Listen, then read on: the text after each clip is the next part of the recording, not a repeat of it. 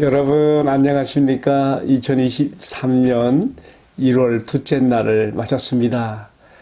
오늘도 하나님께서 주시는 생명의 말씀으로 우리 영혼의 양식을 삼읍시다. 야고보서 1장 12절에서 27절인데요.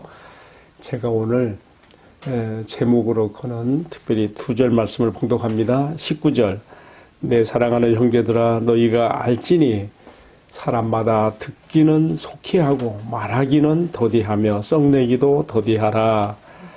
사람이 썩내는 것이 하나님의 의를 이루지 못함이라. 아멘. 네. 이 봉독한 말씀을 가지고 말하기는 더디하며 썩내기도 더디하라 하는 이 교훈의 말씀을 제목으로 삼습니다. 네, 새해 둘째 날을 맞았습니다. 오늘도 우리가 주님께서 사도 야고보를 통해 주시는 말씀을 함께 나눕니다.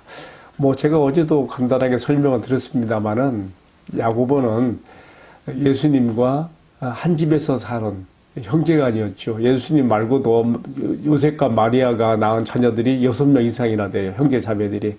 물론 예수님만은 성령으로 마리아에게 임신되어져서 탄생하신 분이시죠. 그 밖에 6 형제 자매들은 다 마리아와 요셉을 통해서 나왔습니다.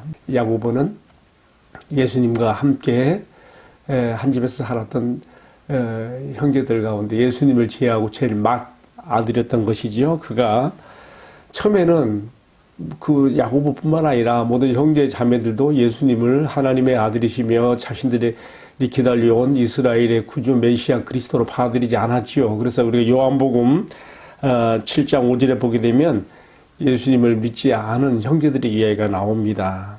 그런데요, 예수님께서 부활하신 다음에 이 야고보를 찾아가신 거예요. 바울이 고린도전서 15장에 부활의 증거와 증인들에 대해서 열거하면서 15장 7절에서는 바로 오늘 이 서신의 저자인 야고보에게도 찾아간 이야기를 하고 있습니다. 그리고 이제 이것이 바로 야고보에게 예수님을 자신의 형으로서가 아니라 하나님께서 마리아의 몸을 통해서 임신하게 해서 성령으로 탄생하신, 임신되어 탄생하신 하나님 아들을 받아들이게 되는 것이죠. 예수님의 십자가와 부활 이후에 이런 변화가 왔어요. 그래서 우리가 이어지는 사도행전 말씀 보게 되면 초기 교회가 탄생되어지는 마가사랑방 기도의 현장에 이 야고보가 그의 형제들과 함께 자매들과 함께 같이 그곳에서 기도하는 모습을 볼 수가 있고요. 또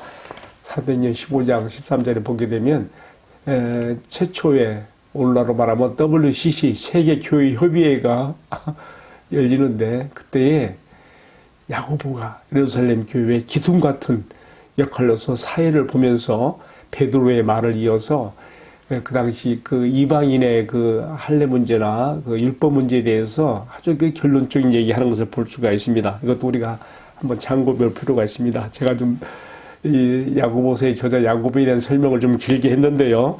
자, 오늘 지금 야고보가 주님의 말씀을 받아서 주님께서 초기교회 성도들에게 또 오고는 모든 시대의 우리들에게 주시는 그 말씀을 전달하고 있습니다. 그런데 특징이 있어요. 뭐냐면요. 한 가지 주제를 가지고 이렇게 끌어가는 그런 편지글이 아니고요. 마치 아주 그 함 속에 여러 가지 보석들을 담아놓고 있는 것처럼 여러 가지 참 주옥같이 참 아름다운 그 귀한 그 말씀들을 이렇게 담고 있는 것을 볼 수가 있어요. 오늘 말씀에서는 적어도 8가지 이상의 말씀들이 소개되고 있는데 제가 먼저 간단하게 한번 요약을 해볼게요. 첫 번째로는요. 시험, 곧 시련을 참는 자가 받는 복에 대해서 말하고 있습니다. 두 번째는요. 똑같은 시험이지만 이번에는 유혹이에요. 유혹, 템프테이션. 사람이 시험을 받는 것은 자기 욕심에 끌려서 그것 때문에 그 욕심을 품게 되고 그것이 죄로 나타나고 사망으로까지 간다고 하는 그런 시험, 곧 유혹에 대해서 그것을 벗어나는 길을 말하고 있고요. 세 번째는요. 우리 일상의 삶 가운데 실천적인 교훈으로서 너희가 듣기는 속히 하고 말하기는 더디하라. 역시 성내기도 더디해야 된다. 왜냐하면 사람이 성내는 것은 하나님의 의를 이루지 못한다. 이렇게 가르치고 있죠. 다섯 번째로는요, 모든 더러운 것과 악을 다 내어버리고 영혼을 구원할 마음에 심겨진 그 말씀을 온유함으로 받아들여라. 그다음 여섯 번째는요, 너희는 도를 듣기만 하지 말고 실천하고 행하여 볼 받는 자가 되어라. 가르치고 있고요. 일곱 번째로는요, 너희가 하나님 앞에 경건한 삶의 증표로서 무엇보다도 너의 말에 실수가 없도록 혀의 재갈을 물려야 된다. 상징적인 표현이죠.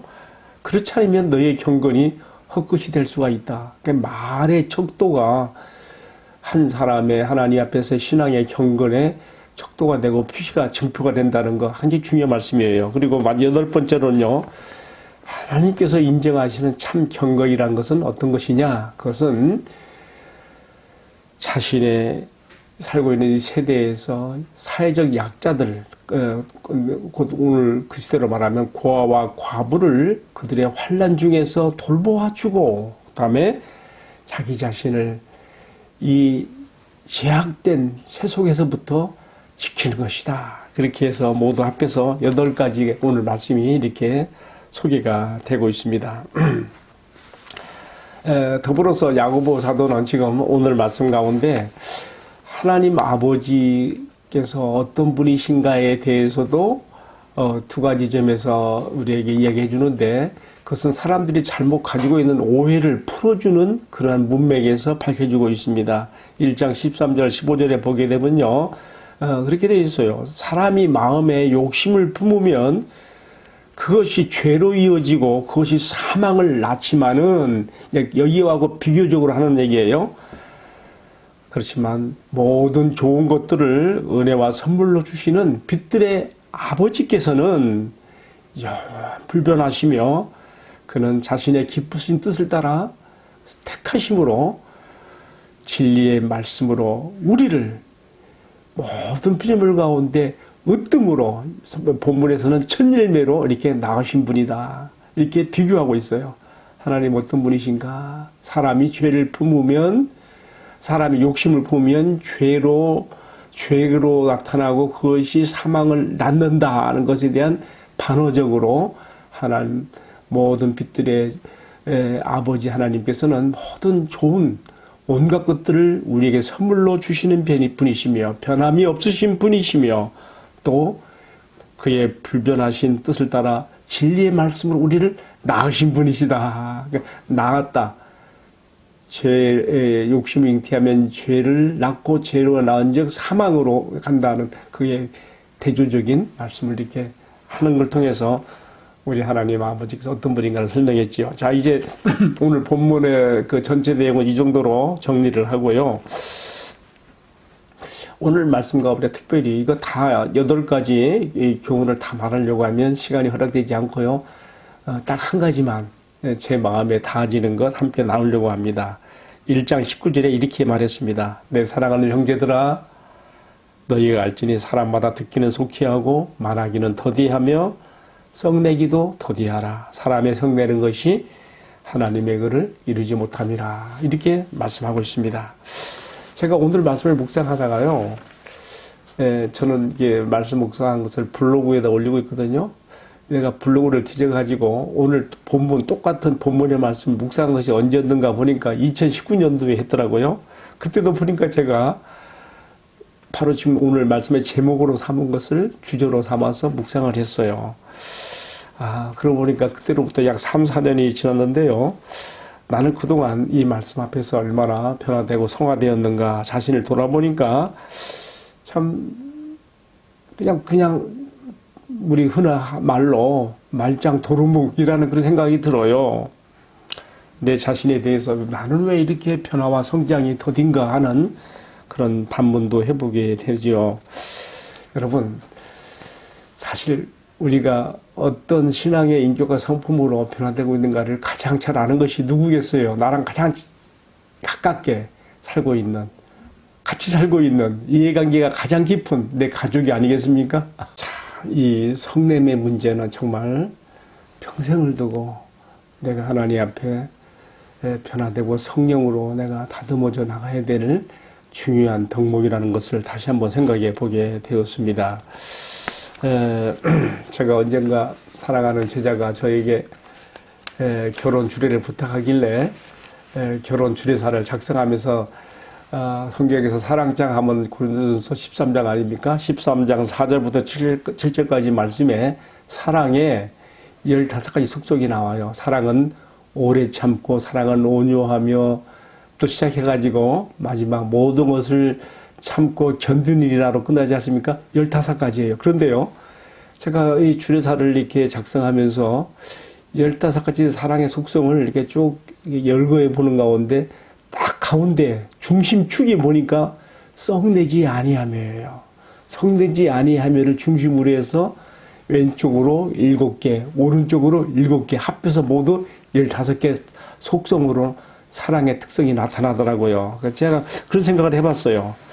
야, 정말 성내지 아니하며 사랑의 속성의 특징으로서 중심축이 되고 있는 성내지 아니하며만 잘 마음에 정말 인식하고 지켜나간다면, 성령의 도우심 가운데 정말 자기 자신을 이렇게 제어해 나간다면 사랑의 온전함을 이룰 수 있으리라, 그런 생각이 들더라고요.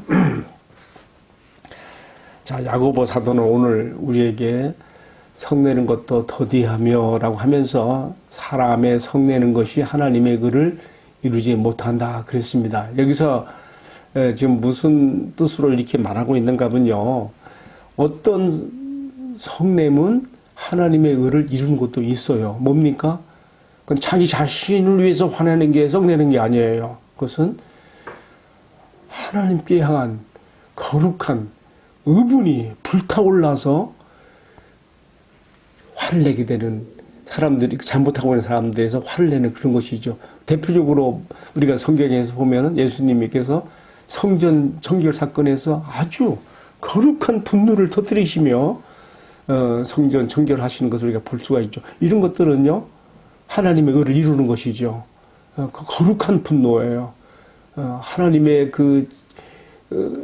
죄악을 참아 보지 못하시는 하나님을 향해 끓어오르는 그 열성이 자신을 삼켜서 그렇게 의로 폭발되어 나타나는 그 모습을 우리가 예수님의 성전 정결 사건에서 보는 것이죠. 그러나 사실은 자기 혈기 때문에, 자기 이해관계에서 불편하기 때문에 드러내는 그런 성냄과 분노, 화는 하나님의 의를 이룰 수가 없는 것이고, 이것은 죄악된 것이고 고쳐져야 될 것이죠.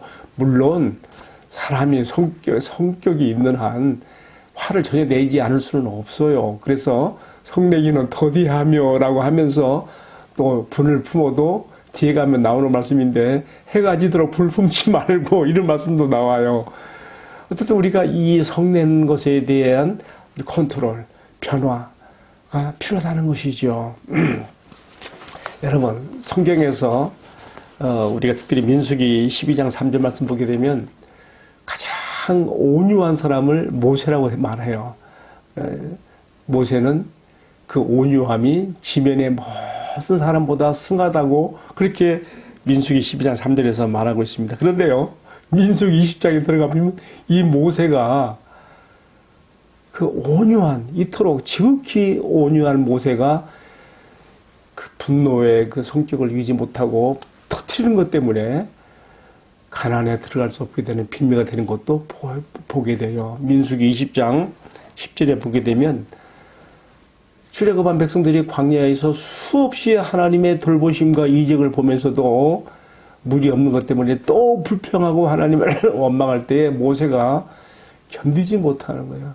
그 역겨움을 견디지 못하는 거예요. 그래서 하나님께서 모세에게 반석을 향해서 명하여 물을 내려 했는데 어떻게 했습니까? 그의 혈기가 뻗친 지팡이를 반석을 내려치면서, 세 번 내려치면서 하는 말이 뭐냐면, 내가 너 떼이들을 위해서 물을 내려? 우리가, 아론과 자신을 포함해서 하는 얘기지. 우리가 너희 같은 것들을 위해서 물을 내려 하면서 마치 자신들이 물을 내주는 것처럼 이것이 하나님 앞에서 이러한 그 성냄, 이 분냄의 폭발이 하나님 앞에 의가 되지 못하였고 그것이 그들의 발목을 잡는 것이 되었죠. 여러분 우리가 뭐 민수기 신명기 쭉 읽어보면 압니다만은 가나안에 못 들어가게 되는 그러한 빌미가 이 바로 여기서 이게 되는 거 아니겠습니까? 물론 우리가 고린도전서 10장에 가게 되면 아주 굉장히 이 사건에 대한 중요한 영적 의미도 주고 있어요. 그 뭐냐면 여기서 반석은 곧 그리스도라고 했거든요. 민수기 고린도전서 10장 4절에 보면 이 반석은 곧 그리스도라. 그러니까 여기 어떤 영적 교훈도 들어있는 거예요. 첫 번째 그 물 때문에 하나님께서 반석을 향해서 물을 내게 할 때는 반석을 쳐서 물을 내게 했죠. 근데 두 번째는 명하라 했거든요. 여기서 이제 많은 주석가들이 그렇게 설명도 해요.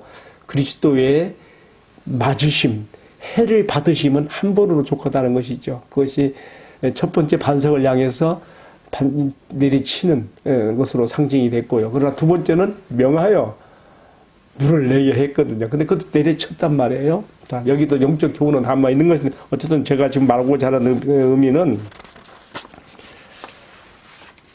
모세같이 온유함이 지면의 모든 사람보다 승한 그런 사람도 결국은 이 문제에서 걸려 넘어졌다는 말이죠. 여러분, 이제 하나님께서 다시 우리에게 허락하신 2023년이 시작되었습니다. 여러분, 우리가 하나님 앞에 고쳐나갈 성화되어지고 변화되는 많은 덕목이 있는 가운데 특별히 저는 오늘 이 말씀을 들고 나왔습니다. 성내기도 더디하며 사람이 성냄이 하나님의 의를 이루지 못한다.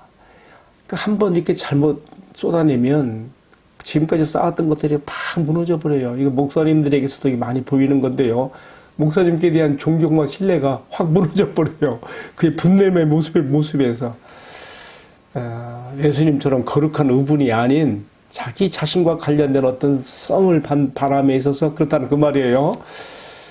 정말 특별히 하나님의 공동체의 리더로서 또 이끌어가는 지도자 입장에 있는 사람들은 더욱 이 덕목에 대해서 우리가 조심하고 하나님 앞에 변화를 받아야 된다는 것을 생각하게 됩니다. 그런 의미에서 다시 한번 오늘의 말씀, 이 구절의 말씀 다시 한번 읽고 마치겠습니다. 너희가 듣기는 속히 하되 말하기도 더디하며 성내기도 더디하라. 사람이 성냄이 하나님의 의를 이루지 못하느니라. 아멘. 함께 기도하겠습니다. 사랑하시는 주님, 주님의 말씀을 듣는 것으로 자신을 속이는 자 되지 않게 하시고 실천하고 행하여 복을 받는 자가 되게 하옵소서. 또 주님 앞에 경건의 증표로서 나의 입에 혀의 재갈을 물리게 해주시고 특별히 내 입에서 언어의 폭력이 분냄과 썩냄으로 나가지 않게 해주시옵소서. 그리고 빈부가 섞여 사는 이 세상 속에서 사회적 약자들에 대하여 동정심을 가지며 내 자신에 대해서는 제약의 소용돌이가 블랙홀처럼 빨아들이는 이 정말 위험한 시대에 자신을 지켜 세속에 물들지 않도록 은총을 나뉘어 주옵소서. 이 은혜를 이 말씀을 함께 나누는 모든 시청자들에게도 함께하여 주옵소서. 이 모든 말씀을 존귀하신 우리들의 구주 예수님의 이름 받들어 기도 올리옵나이다. 아멘.